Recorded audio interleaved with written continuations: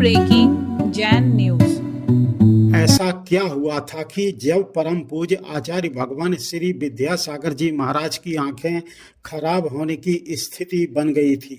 लीजिए सुनिए परम पूज्य आचार्य श्री के शिष्य परम पूज्य मुनि श्री विशाल सागर जी महाराज से वह प्रसंग।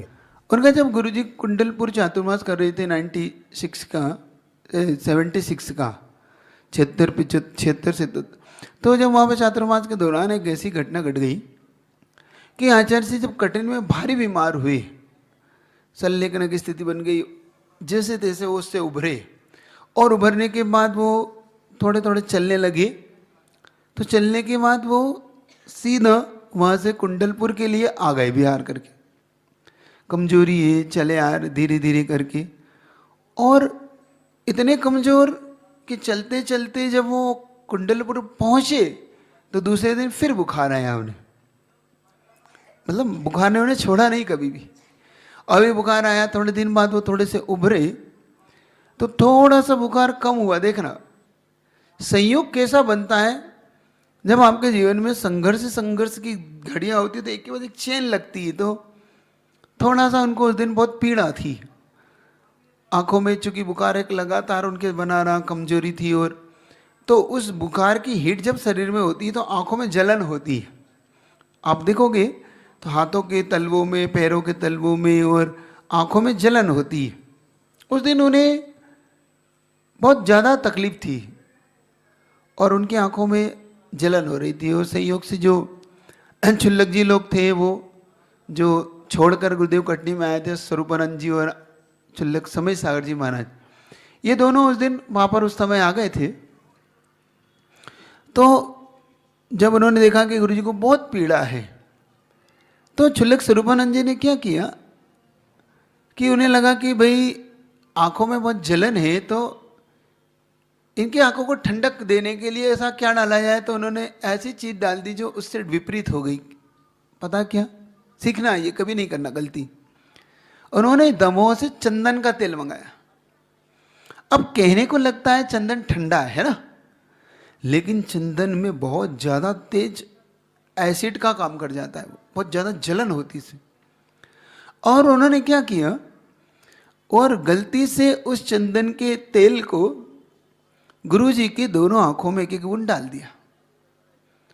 डाला था ठंडक के लिए, लेकिन कर्म के उदय में ये भी विपरीत हो जाता है। देखो कितना विपरीत।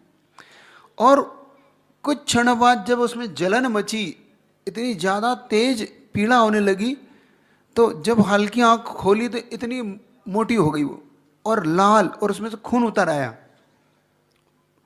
एक तो बुखार की पीड़ा, सिर दर्द, ऊपर से और पीड़ा। तो यहाँ पर तुरंत वहाँ पे एक हटा वाले डॉक्टर कहलाते थे, तो वो डॉक्टर साहब वहाँ पर आए और उन्हें देखा। और देखने के बाद शिखर सिंह जी उनका नाम था, डॉक्टर शिखर सिंह जी हड्डा वाले के नाम से वो जाने जाते थे।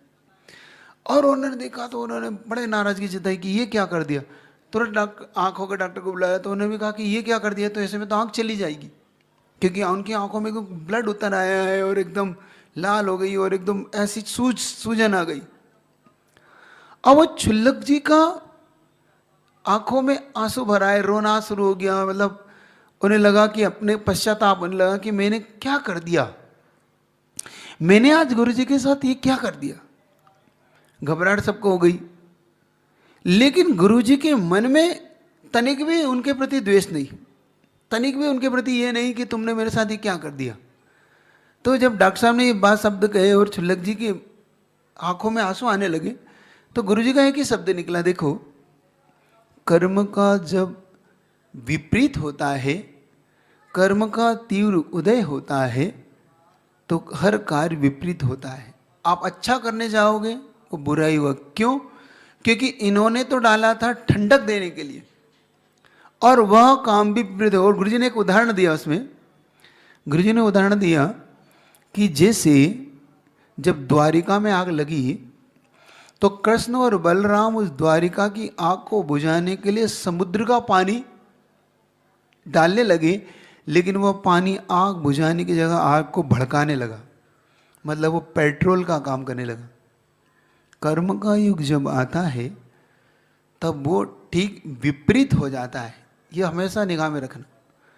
एक लाइन बोलते थे, जब पड़ते कर्मों के फेर, मकड़ जाल में फंसते शेर। समझ में आ ना? मकड़ी जानते हो? मकड़ी, मकड़ी का जाल में भी सिंह फंस जाता है जब कर्मों का तीव्र उदय आता है। तो ऐसे ही गुरुजी ने कहा कि देखो इनका कोई दोष नहीं, ये तो अच्छा ही करने गए थे, लेकिन मेरी कर्म इतने तीव्र हैं इसीलिए मेरी आंखों में इस तरीके की जलन हुई है। और तुरंत अब इसका इलाज वहाँ पे लोगों को ऐसा लगा कि भाई ये क्या हो गया, ये कैसे हो गया, अब गुरुजी का क्या होगा।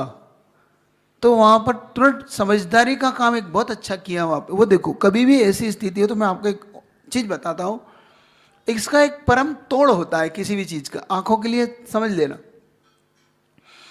वहाँ पर डॉक्टर शिखर जी ने क्या किया, तुरंत उनकी आंखों में घी भर दिया। जब भी आपकी आंखों में कोई भी ऐसी चीज ज्वलनशील हो, चाहे वो सर्फ हो, चाहे जैसे अमृत धारा चली जाए, चाहे चंदन का तेल हो, चाहे कोई ऐसा एसिड, तो कुछ भी पानी से धोने का काम मत करो उसको।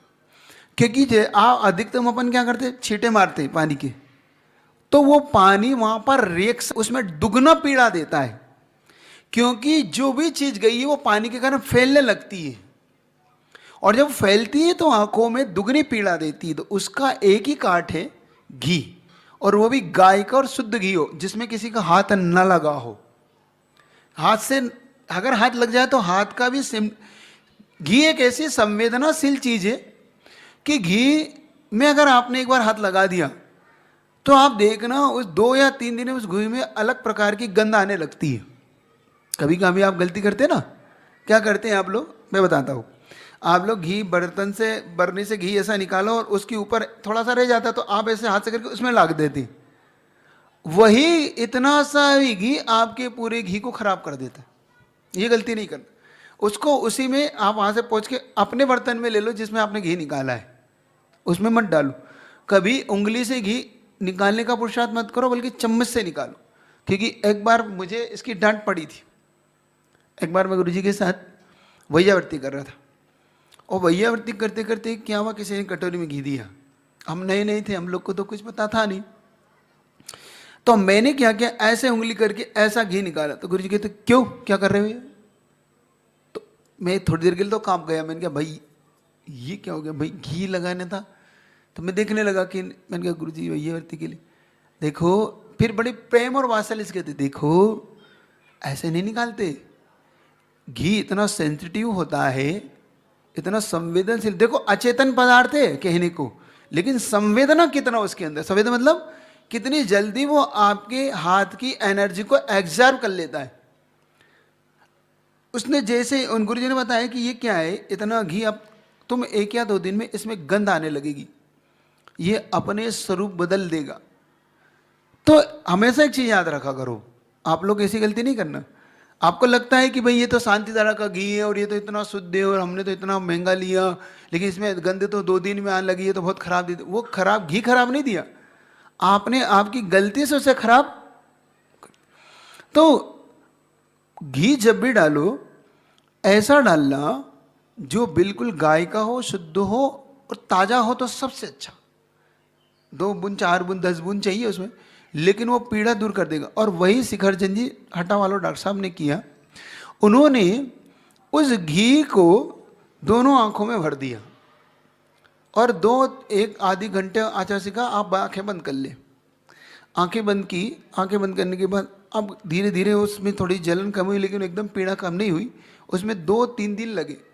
जो आंखें जाने वाली थी, ऐसी स्थिति जब बन गई थी, लेकिन गुरुजी ने उसे बिल्कुल इतनी शांति से सहन किया, इतनी शांति से सहन किया कि वह समता का जो परिणाम, वह समस्या का समाधान जो अपनी समता से पाया, कर्म को जो चेंजेस उन्होंने किया, तब लगता है कि गुरुजी ने अपने जीवन में कितना संघर्ष झेला। अब देखो, यहाँ से समझो, समझ रहे हो, समझने का आपको फर्क समझ में आ रहा है?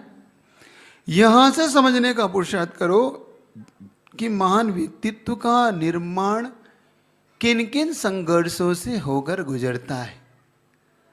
हम पिछला तो समझ के आगे का देखते हैं, हम देखते हैं सन 90 के बाद का, लेकिन उससे पीछे का जो कुछ भी संघर्ष गुरु जी का रहा वो सबसे ज़्यादा प्रेरणा देता है कि कैसे संकटों में भी, विकट स्थितियों को कैसे अपने से ऊपर उठा जाता है, कैसे उसको झेला जाता है, ये समझो। और फिर भी सावक अपनी भक्ति वसात करता है तो गुरु जी क्या गजब का उनका भी नेचर। तो जब जैसी ये पता पड़ी तो चूंकि कटनी से गुरु जी उस समय आए थे, कटनी के लोग बड़े उनके प्रति समर्पित थे, हैं और रहेंगे आज भी वो कटनी वाले।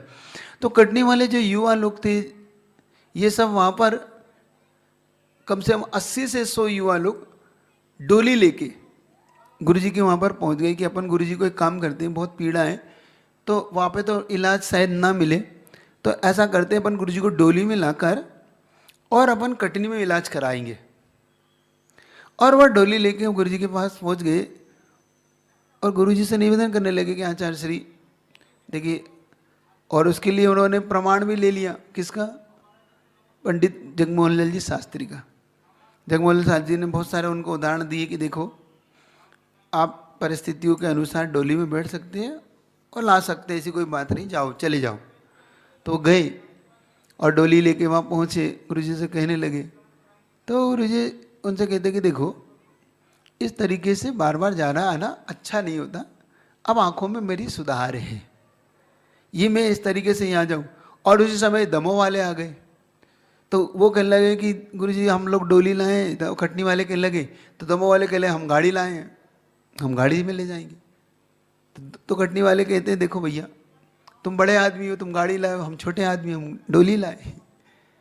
मतलब वहाँ पर आपस में भी भक्तों को में भी आपस में इस बात का प्रतियोगिता होती थी कि भाई हम गुरु जी को पहले स्वस्थ करें गुरु जी के, और ये प्रतियोगिता शायद जिंदगी भर बनी रही है ना। ये प्रतियोगिता उनके भक्तों में, उनके प्रति अपना आदर विनय रखने वाले लोगों में, सब में ये भावना बनी रही कि हम गुरु जी की वैयावर्ती अच्छी तरह से करें। लेकिन अगर विवेक खो दो, अगर थोड़ा सा विवेक का उपयोग न करो, तो शायद ऐसा मैं मानता हूँ कि यह एक मुसीबत का घर भी हो सकता है। मतलब आपकी अविवेकपूर्ण वैयावृत्ति गलत भी हो सकती है। जैसे कहने को तो क्षुल्लक जी ने वैयावृत्ति ठीक करने का भाव किया, लेकिन विवेक नहीं रखा ना,